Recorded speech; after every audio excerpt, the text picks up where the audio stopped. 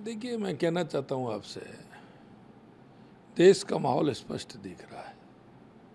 देश की जनता ने देश के यशस्वी प्रधानमंत्री नरेंद्र मोदी जी की विश्वास किया है, और मोदी जी का विश्वास इसलिए किया है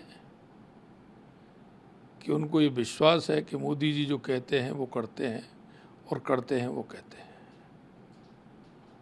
चाहे हमारे गरीब कल्याण की योजनाएं हों, चाहे विकास की योजनाएं हों, चाहे हमारी सीमाओं की सुरक्षा हो, चाहे हमारा आतंकवाद और नक्सलवाद से मुक्ति हो, चाहे दुनिया में बढ़ता हुआ भारत का गौरव हो, देश की जनता को पता है कि 2014 के बाद देश के यशस्वी प्रधानमंत्री नरेंद्र मोदी जी ने हर तरफ विकास और जैसा मैंने बताया गरीब कल्याण की योजनाओं को, तो जनता को विश्वास है कि सबका साथ, सबका विकास, सबका विश्वास और सभी का प्रयास को लेकर के देश के यशस्वी प्रधानमंत्री नरेंद्र मोदी जी चल रहे हैं। मुख्यमंत्री जी 400 पार का नारा बीजेपी लेकर चल रही है।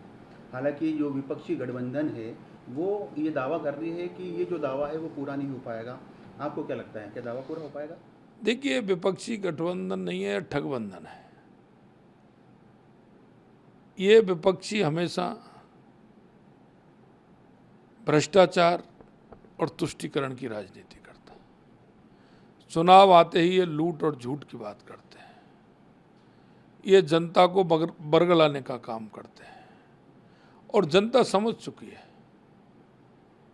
क्योंकि इनको परिवारवाद, भ्रष्टाचार, जातिवाद, प्रांतवाद और यहाँ तक कि अब तो ये रंग भेद की नीति पर भी आ गए।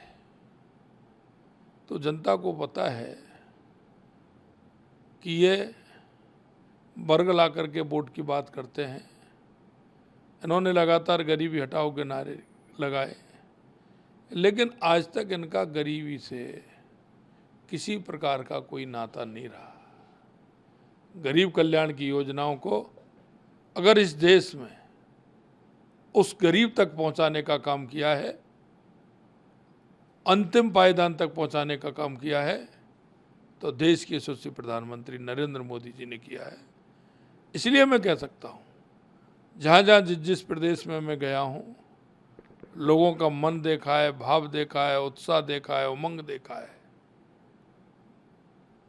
और वो उमंग देश के यशस्वी प्रधानमंत्री नरेंद्र मोदी जी के काम की उमंग है। मुख्यमंत्री जी, चूंकि 4 तारीख को पिटारा खुलेगा, एग्जिट पोल अपनी अलग अलग बात कह रहे हैं, अलग अलग दावे कर रहे हैं। कई एग्जिट पोल 400 से नीचे का आंकड़ा बता रहे हैं। क्या लगता है आपको कि जो तमाम एग्जिट पोल है, क्योंकि सरकार तो बनती हुई तमाम जो एग्जिट पोल है वो बता रहे हैं कि तीसरी बार बीजेपी की सरकार बन रही है, लेकिन जो 400 का आंकड़ा था उसको लेकर कुछ जो एग्जिट पोल है वो उसको कम बता रहे हैं? देखो, मैं आपसे कहना चाहता हूं, आप पिछली बार की भी एग्जिट पोल निकाल करके देख लीजिए। पिछली बार की भी इसी तरह के थे, लेकिन भारतीय जनता पार्टी 2014 में कितनी सीट आई, 2019 में उससे बढ़कर के कितनी आई, और 2024 में उससे बढ़कर के कितनी आएंगी, ये आप देख लेना। हमेशा एग्जिट पोल जिस तरह की कहता है, हमारे कार्यकर्ता और देश के यशस्वी प्रधानमंत्री नरेंद्र मोदी जी पर देश की जनता का भरोसा है, इसलिए जो कहा है वो पूरा होगा। मुख्यमंत्री जी, आप जब मुख्यमंत्री नहीं थे, संगठन में आप काम करते थे, उस दौरान में आपका पश्चिम बंगाल काफ़ी बार जाना हुआ। संगठनात्मक दृष्टि से कई काम आपने वहाँ पर किए पार्टी के निर्देश पर, और इन चुनाव में भी आप कई बार पश्चिम बंगाल के में अलग अलग जगह गए। ममता बनर्जी वहाँ पर मुख्यमंत्री है, जिस प्रकार से उनके दावे हैं, बंगाल की यदि बात की जाए, बंगाल में क्या स्थिति लगती है? क्योंकि पिछली बार जो सीटें थी, क्या उससे अप हो पाएगी? देखो, मैं कहना चाहता हूँ, पिछली बार विधानसभा के चुनाव में मैं काफ़ी समय बंगाल के अंदर में रहा, उस समय की परिस्थिति भी मैंने देखी, और इस बार भी मैं बंगाल के अंदर गया, इस बार भी मैंने देखा हमारा कार्यकर्ता जिस तरह से, वहाँ की जनता इस टीएमसी की सरकार से जितनी परेशान है। हम कह सकते हैं, पहले हमारी बंगाल के अंदर 18 सीट थी, और अब हम कह सकते हैं 28 और 30 सीट बंगाल के अंदर हमारी आने वाली है। दिल्ली आप गए, दिल्ली में कई रोड शो करे, कई सभाओं को संबोधित करा। मुख्यमंत्री वहाँ के जो अरविंद केजरीवाल है, वो पहले जेल में रहे, फिर बेल पर बाहर आए, उनके बयान भी आपने सुने इन चुनावों में। क्या लगता है आपको, उनके बयान से क्या जनता उनके साथ जुड़ पाएगी, या फिर जिस प्रकार वो जेल में गए, जो आरोप बीजेपी ने लगाए, उसमें सच्चाई का असर इन जो रिजल्ट आने वाले हैं 4 तारीख को, उसमें दिखेगा कुछ? देखिए, अरविंद केजरीवाल जी का भंडा फूट गया। आपको ध्यान हो, वो इस कांग्रेस के खिलाफ में, अन्ना हजारे जी के आंदोलन में ये भ्रष्टाचार हटाने की बात कह करके आए थे, और ये आखंड भ्रष्टाचार में डूब गए। और जिस कांग्रेस के खिलाफ ये आए थे, देखा आपने दिल्ली में, उसी कांग्रेस से इन्होंने गठजोड़ किया है। तो दिल्ली की जनता जान चुकी है कि केजरीवाल क्या है। इसीलिए मैं कह सकता हूं कि दिल्ली की 7 की 7 सीट भारतीय जनता पार्टी जीतेगी।